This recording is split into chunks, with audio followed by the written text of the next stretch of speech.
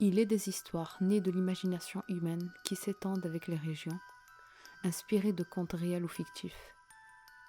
La plupart ont été créés pour les enfants, les berçant depuis leur venue au monde, puis à leur tour une fois par an racontent à leur progéniture. Camille et Lucie, toutes deux âgées de 15 ans, ont grandi ensemble dans un petit village en Maine-et-Loire, non loin de la ville d'Angers. Les deux jeunes filles ont toujours été dans la même et seule école du village jusqu'au lycée. Camille avait un fort caractère, toujours à la recherche de sensations fortes, à braver les ordres de ses parents ou de n'importe quel autre adulte. Elle ne respectait pas les règles qui lui étaient imposées et n'en faisait toujours qu'à sa tête. Malheureusement pour elle, vivre dans un aussi petit village loin de tout ne lui permettait pas d'être aussi rebelle qu'elle le souhaitait. En plus de cela, il faut dire qu'avec seulement 2000 habitants dans leur patelin, tout le monde connaissait tout le monde. Donc, à la moindre de ses frasques, ses parents étaient tenus au courant par les témoins. Elle entraînait toujours dans ses aventures sa meilleure amie, Lucie, qui était tout son contraire. Calme et réservée, elle ne cessait de supplier Camille de ne pas fumer et boire après les cours, ou ne pas sortir en douce la nuit la rejoindre chez elle, ainsi que d'autres rappels à l'ordre. Elle l'accompagnait tout de même dans ses délires afin de veiller sur elle, comme elle ne cessait de lui répéter. Ses parents ne voyaient pas d'un très bon œil la relation qu'entretenait leur fille avec la rebelle du village, mais leur bonne relation avec les parents de la concernée les rassurait. De plus, ces derniers les remerciaient grandement de laisser Lucie côtoyer leur fille, une très bonne fréquentation pour elle qui changerait peut-être un jour en prenant exemple. Il est de tradition dans ce coin perdu de la région de mettre en garde les enfants dès leur plus jeune âge contre le monstre qui, à la moindre bêtise, viendrait les dévorer. Camille ne croyait pas en ces histoires à dormir debout, contrairement à Lucie qui était effrayée à la simple pensée d'un monstre dévoreur d'enfants. D'autant plus que cette créature était personnifiée en Monsieur Alpucra, un vieil homme vivant en marge de leur société, dont la maison était bâtie sur un terrain loin de toute habitation. Il refusait de se mêler aux autres malgré les tentatives des villageois de lui parler. Il a toujours vécu dans le coin, dans la même maison, et nourrissait les cauchemars des enfants depuis des décennies sans le savoir. Son apparence n'avait jamais changé malgré les années, d'après les parents de Lucie, dont leurs propres parents les tenaient en garde étant plus jeunes, à tel point qu'il semblait que cette légende remontait à des siècles, tellement elle était ancrée dans l'histoire de la commune. Personne ne lui connaissait d'épouse ou d'enfant. Il ne se rendait jamais au marché du village qui se tenait tous les jours. Ceux qui le voyaient étaient en général de passage devant sa propriété au moment où il se rendait dans son potager y cueillir ses fruits et légumes. Camille a toujours été intriguée par cet homme solitaire qui n'a jamais parlé à personne et totalement autonome. Elle savait pertinemment que ce qui se disait de lui n'était que des rumeurs et que ce dernier n'était probablement pas au courant de sa réputation horrifique.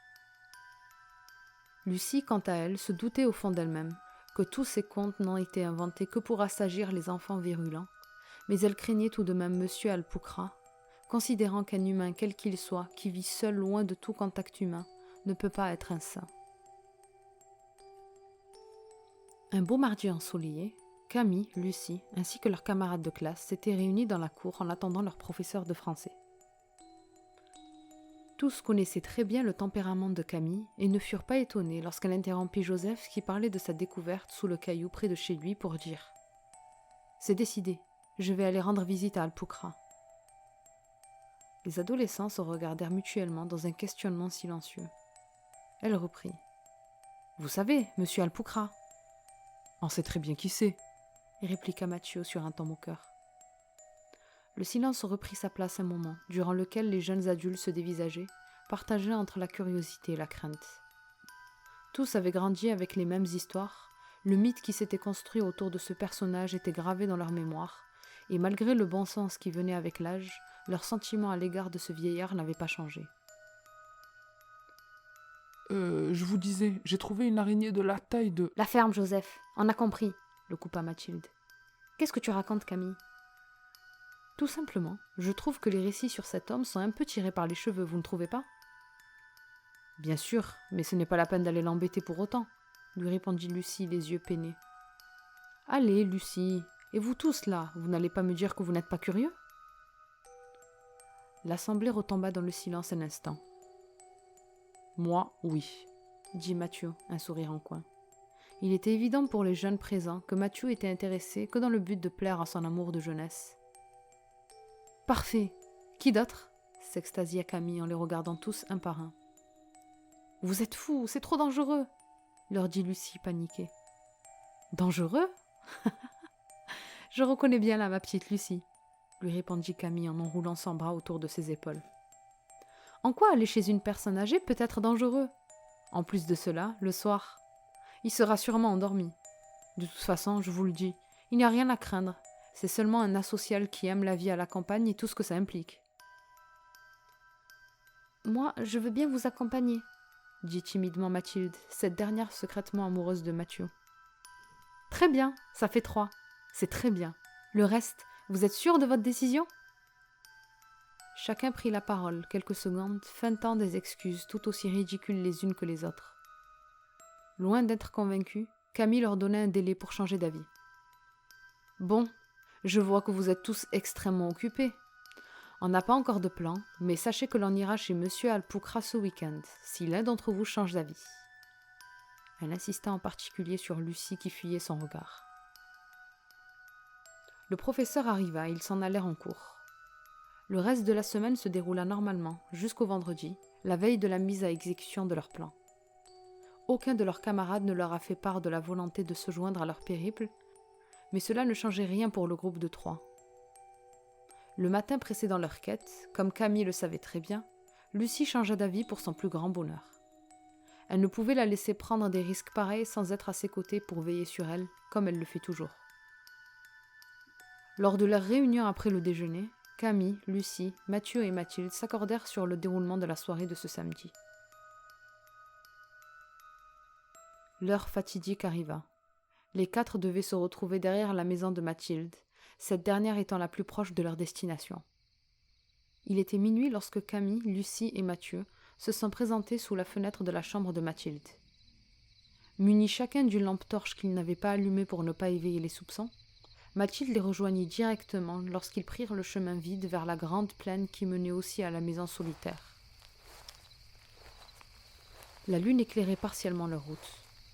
Lorsqu'ils jugèrent être assez loin du village, ils allumèrent leurs lampes afin d'éviter tout incident inutile. Ils ne tardèrent pas à les éteindre à l'approche de la propriété Alpucra. La maison leur paraissait effrayante près de l'arbre où ils se tenaient. « Finalement, je ne sais pas si c'était une bonne idée, » chuchota Mathilde, inquiète. « On y est presque. C'est pas maintenant que l'on va abandonner quand même, » répondit Camille sur la même fréquence, lassée par cette crainte infondée. « Elle a raison. On est là. On continue, » intervint Mathieu, qui semblait ne pas du tout penser ce qu'il venait de dire. « T'es sûre de toi ?» questionna Lucie. « Et si on lui fait peur au point de lui provoquer une crise cardiaque? Il ne faut pas oublier qu'il est vieux. » »« Mais non, on sera très discret, tu verras. Il ne remarquera pas notre présence. Notre but, c'est de rentrer, visiter sa maison et repartir ni vu ni connu. Allez, avançons. » Les 3 se remirent en route avec appréhension, menés par Camille qui avançait d'un pas déterminé. Ils arrivèrent devant la maison de Monsieur Alpucra. Elle paraissait bien plus effrayante qu'elle ne l'était en temps normal. Aucun signe de vie à l'intérieur, le groupe en déduisit qu'il s'était sûrement endormi. Sa maison était constituée d'un rez-de-chaussée et d'un étage, mais restait néanmoins petite comparée aux bâtisses du village. Elle était faite de grosses pierres rappelant les ruines des châteaux aux alentours. Les fenêtres étaient trop petites pour les murs qui les soutenaient, et une cheminée venait souligner son ancienneté. Camille était la seule impatiente à l'idée d'entrer dans la demeure pendant que ses amis continuaient à l'observer d'un œil craintif. « Bon, moi, j'en peux plus. Je rentre chez moi. Je n'aurais jamais dû venir, » murmura difficilement Mathilde, prise de panique. Camille la rattrapa. « Non, non, attends. Tu n'es pas obligée d'entrer. Mais tu peux faire le quai. On a besoin de quelqu'un à l'extérieur, ok ?» Jetant un regard à Mathieu, Mathilde acquiesça de la tête. « Merci, » lui dit Camille. « Allons-y. » Elle s'approcha doucement de la porte en bois et l'empoigna fermement. Elle tourna lentement la poignée et dans un petit vacarme, la porte s'ouvrit. « Il n'a pas fermé la porte à clé. C'est notre jour de chance. » Elle entra dans la maison en faisant signe à Lucie et Mathieu de la suivre, ce qu'ils firent. À l'entrée se trouvaient les chaussures du bon vieux monsieur, éparpillées au sol, et des tableaux de nature accrochés au mur. Ils avancèrent prudemment jusqu'au salon, composé d'un canapé en cuir foncé et d'une table basse en bois. « Restez en bas, vous deux. Je vais monter en haut voir les chambres, » dit Camille, un sourire aux lèvres. Lucie tenta de l'en empêcher, mais elle montait déjà les escaliers qui menaient à l'étage. Elle resta au rez-de-chaussée avec Mathieu, sans oser bouger de leur place. Pendant ce temps-là, Camille arriva dans un couloir où se trouvaient 2 portes grandes ouvertes. L'une d'elles, la première, était meublée comme une chambre banale. Un lit, une armoire et une table de chevet, le tout en bois démodé. Dans la deuxième se trouvaient des tas de vêtements, dans tous les recoins de la pièce. Elle ne s'y attarda pas et alla s'assurer que la salle de bain à l'extrémité du couloir était vide. Camille dévala les escaliers quelques minutes après les avoir montés. « Il n'y a personne. On est seul, on peut fouiller partout. » Lucie et Mathieu, qui n'avaient pas bougé de leur place, sursautèrent en la voyant arriver. « Camille, tu m'as fait peur, moins de bruit !» la sermonna Lucie. « Je te dis qu'on est seul. Je sais pas où est le vieux, mais pas ici en tout cas. »« Super. Alors allumons les lumières !» se réjouissait Mathieu à l'idée de mieux voir ce qui l'entourait. « Non !» répliqua Lucie, totalement stressée. « On risque de se faire remarquer. Imaginez que monsieur Alpocra revienne et voit du mouvement dans sa maison. » Elle a raison. Il vaut mieux agir vite et discrètement au cas où. Les 3 jeunes se baladèrent ainsi dans le rez-de-chaussée, fouillant les tiroirs et les nombreuses armoires sans trop savoir ce qu'ils cherchaient. Tout ce qu'ils trouvaient n'était rien d'anormal, au grand désespoir de Camille qui espérait que ces rumeurs sur le propriétaire n'étaient pas totalement fausses. Elle voulait retourner au premier étage, mais était retenue par ses 2 acolytes qui trouvaient qu'il serait impossible de fuir s'ils étaient à l'étage et que le vieil homme pointait le bout de son nez. Acceptant leurs arguments, elle se rendit dans la dernière pièce qu'ils n'avaient pas encore examinée, la cuisine. C'était une cuisine assez grande où se trouvait au centre de celle-ci une très grande table sur laquelle étaient disposés plusieurs outils tranchants, de longs couteaux, des couperets de toutes les tailles, et même un hachoir. Ils étaient très bien disposés, organisés par taille, et très propres, tout comme le plan de travail. Cela perturba Lucie, qui avait rejoint son amie. « Autant de couteaux ? C'est étrange. »« Il doit probablement aimer la chasse, » lui répondit Camille, qui semblait effrayée à la vue des imposants ustensiles de cuisine. « Quelqu'un l'a déjà vu chasser ?» s'exclama Mathieu, qui était resté à la porte de la cuisine, n'osant pas y pénétrer en voyant l'attirail. « Personne ne l'a jamais vu dans la forêt. »« Vous n'êtes pas sérieux, dites-moi. Il doit sûrement chasser de nuit. Là, par exemple, il est absent. Il doit sûrement être en train de chasser. » Voyant qu'aucun des 2 ne semblait rassuré, elle s'avança vers le réfrigérateur et ouvrit le compartiment du haut. « Voyons voir ce qu'il a là. Ah, vous voyez, des sachets de viande congelée. Il y en a 3. Il lui en reste pas beaucoup. Il a dû aller chercher un animal qu'il va dépecer et ainsi faire ses réserves. » Elle referma le congélateur, l'air satisfait, mais Lucie s'avança dans sa direction et ouvrit le compartiment du bas. « Oh, mais t'es vraiment parano. Voilà, des yaourts, des sauces, une sauce barbecue, que c'est bizarre. »« Qu'est-ce que c'est que ça ?» s'exclama Lucie à la vue d'un sac en plastique noir opaque.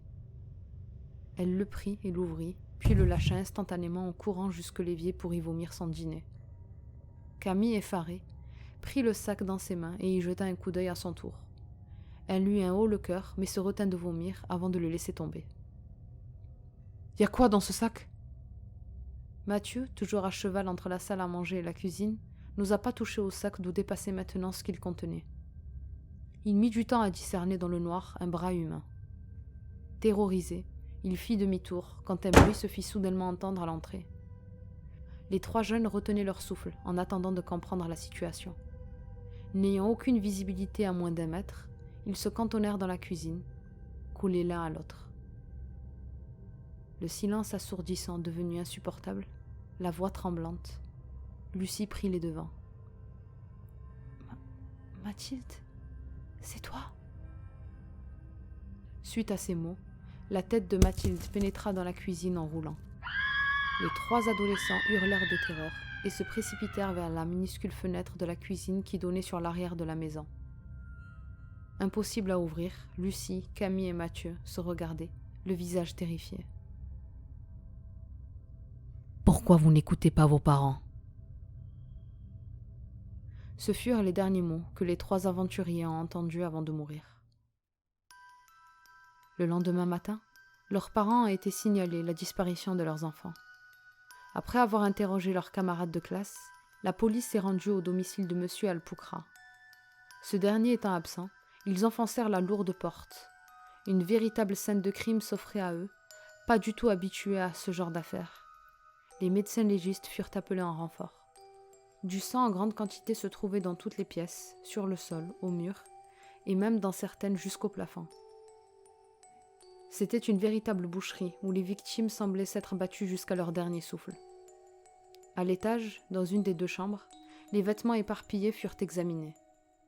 Les résultats indiquèrent qu'ils appartenaient à plusieurs enfants, de tout âge, disparus dans la région, certains recherchés depuis une 30aine d'années. En ce qui concerne les 4 protagonistes de ce récit, leurs têtes furent retrouvées disposées sur la table de la cuisine, à côté de leurs boyaux et de quelques parties de leur corps. Le reste de leur anatomie n'a jamais été retrouvé.